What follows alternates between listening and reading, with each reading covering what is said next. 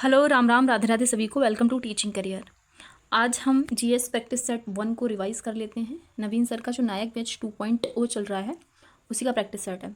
तो चलिए शुरू करते हैं। तो यहाँ पर पहला क्वेश्चन था डैश नृत्य महाभारत रामायण महाकाव्यों और पुराणों की कहानियों में सन्निहित है। तो कौन सा ऐसा डांस है जिसका जिक्र महाभारत रामायण महाकाव्यों पुराणों में जिसका जिक्र देखने को मिलता है? तो वो है कथकली। कथकली कहाँ का क्लासिकल डांस है? तो केरल का है।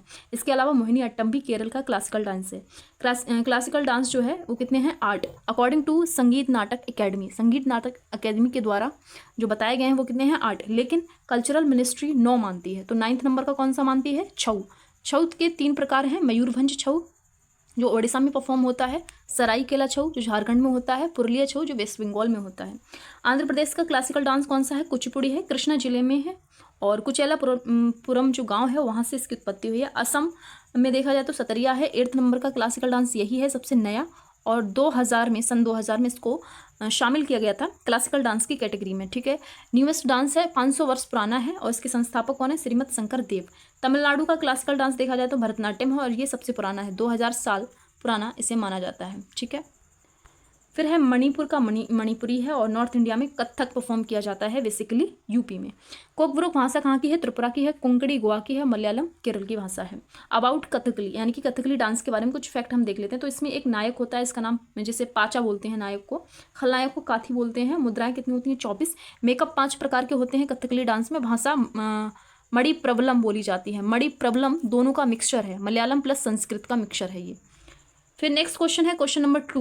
यूएन का मुख्यालय कहाँ है? तो न्यूयॉर्क सिटी में है। और फर्स्ट वर्ल्ड वॉर जब होती है 1914 से 1918 तक ये चलती है, तब LON यानी कि लीग ऑफ नेशंस की स्थापना की गई थी 10 जनवरी 1920 को। सेकेंड वर्ल्ड वॉर होती है 1939 से 45 तक, 45 के बीच में। तो यहाँ पर क्या होती है?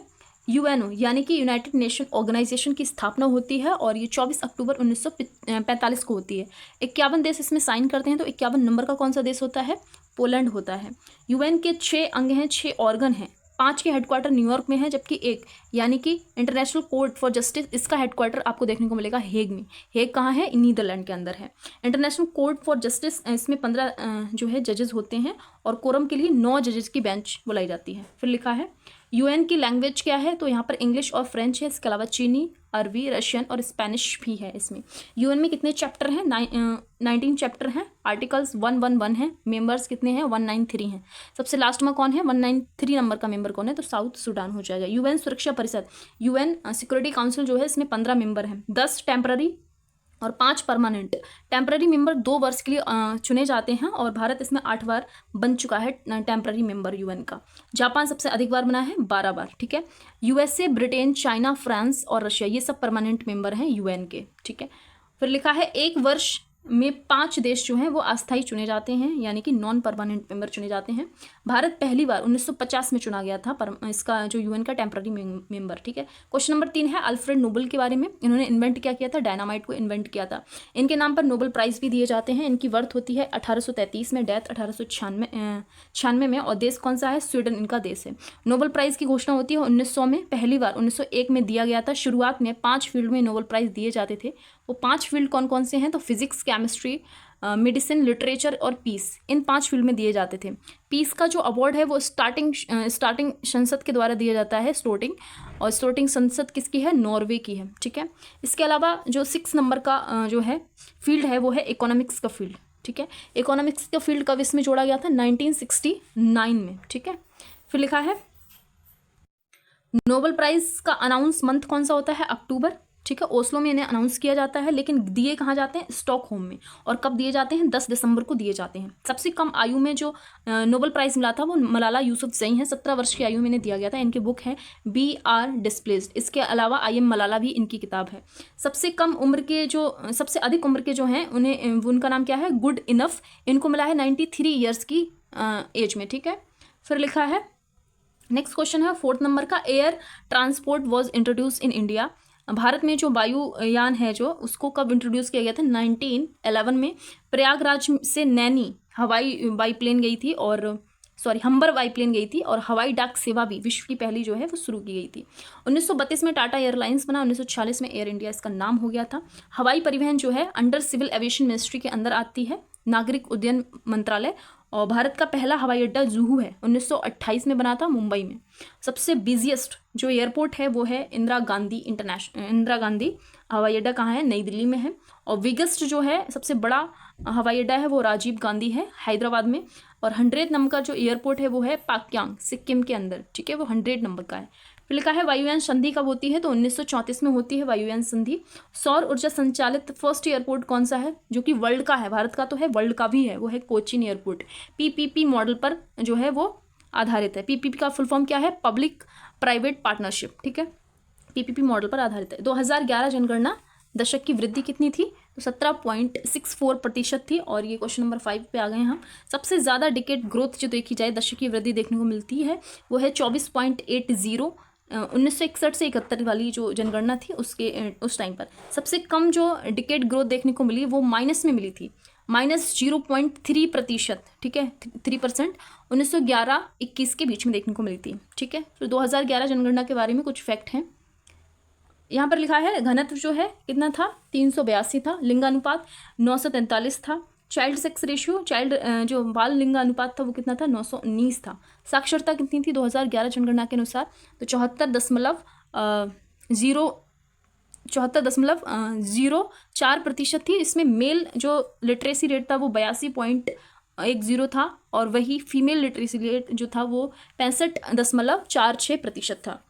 जनगणना आयुक्त कौन थे 2011 में, वो थे सी चंद्रमौली, ठीक है। रिपोर्ट कब आती है इसकी, 31 मार्च 2011 को। मोस्ट पॉपुलस स्टेट देखा जाए तो यूपी, और लीस्ट में सिक्किम देखने को मिलता है, ठीक है। क्वेश्चन नंबर 6 आ गया है, follow on related to cricket.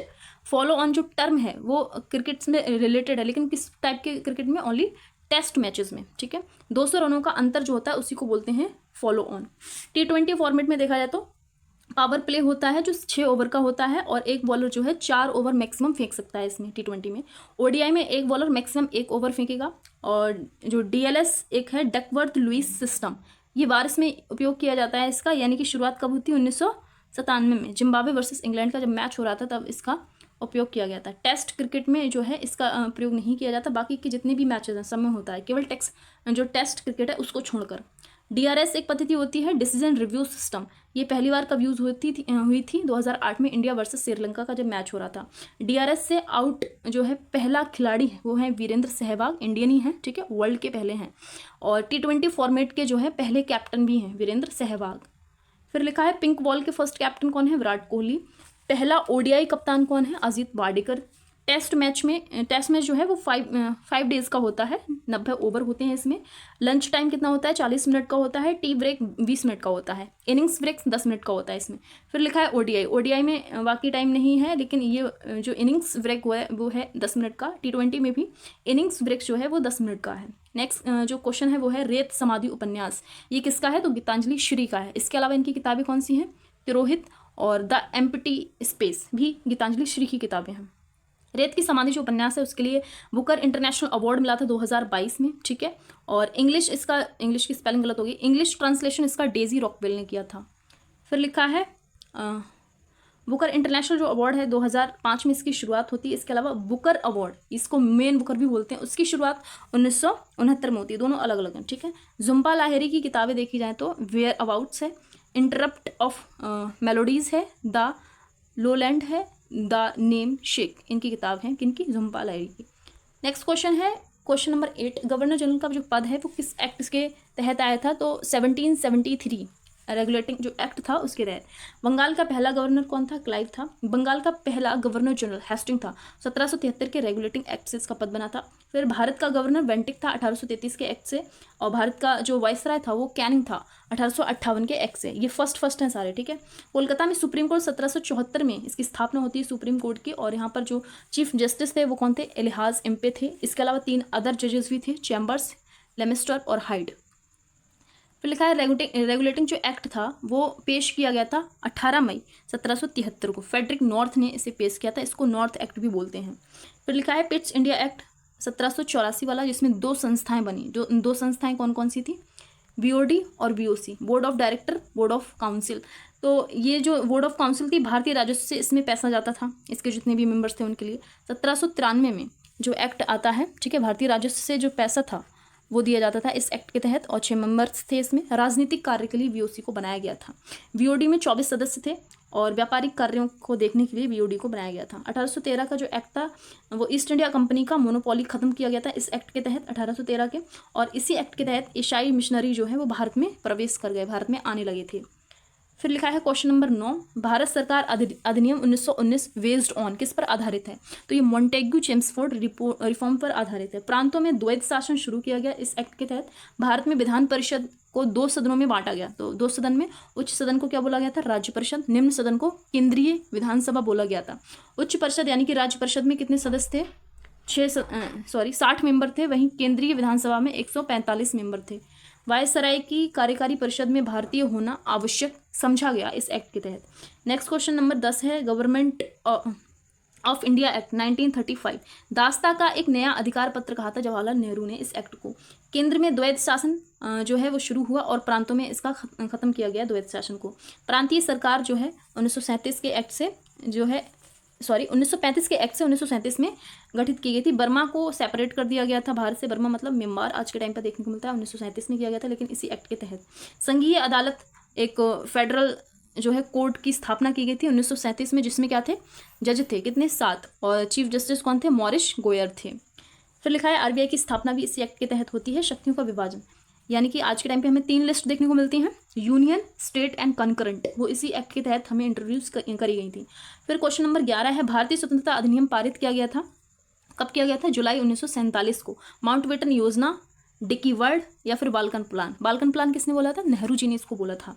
और माउंटबेटन योजना आती कब है? 3 जून 1947 को माउंटबेटन योजना के बारे में। फिर लिखा है क्वेश्चन नंबर 12, जिसमें है भारत के साथ प्रथम व्यापारिक संबंध जो है जो किन लोगों ने स्थापित किए थे? फर्स्ट जो यूरोपियन थे उनमें से कौन थे? तो वो थे पोर्तुगीज यानी कि पुर्तगाली।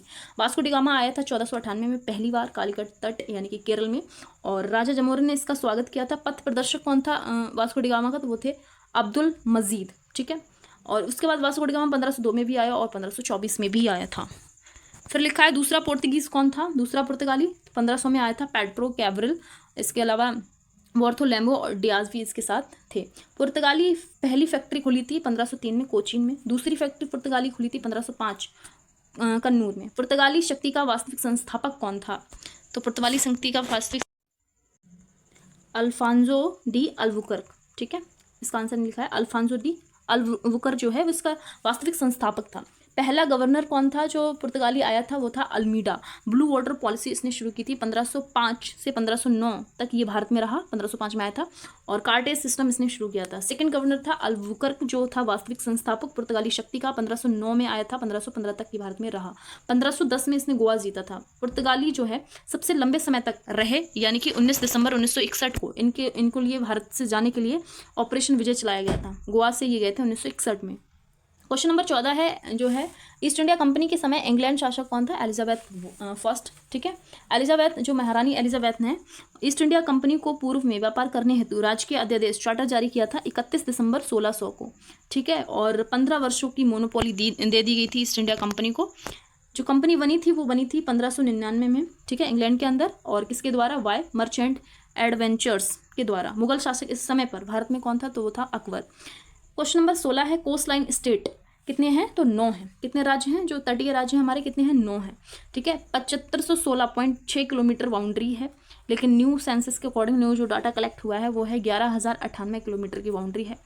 फिर ये 9 राज्य हैं कौन कौन से? गुजरात, महाराष्ट्र, गोवा, कर्नाटक, केरल। जो 5 राज्य हैं वो वेस्ट की साइड पर हैं, और फिर तमिलनाडु, आंध्र प्रदेश, ओडिशा, वेस्ट बंगाल, 4 राज्य जो हैं वो पूर्वी दिशा में हैं, यानी कि पूरब तट पर हैं।